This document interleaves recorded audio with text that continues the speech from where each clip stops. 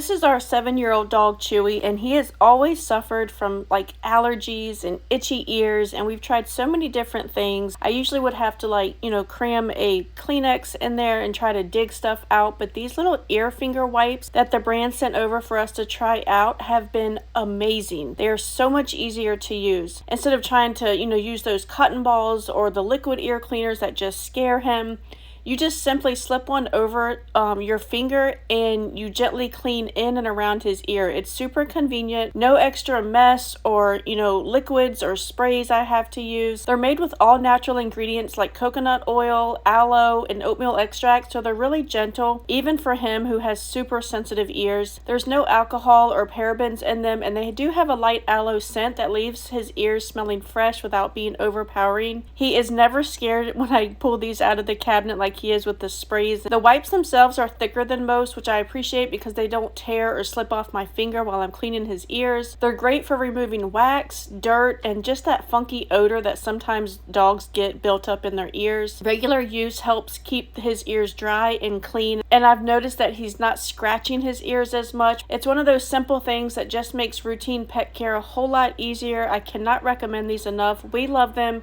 I hope your fur baby loves them too, and I hope this video helps.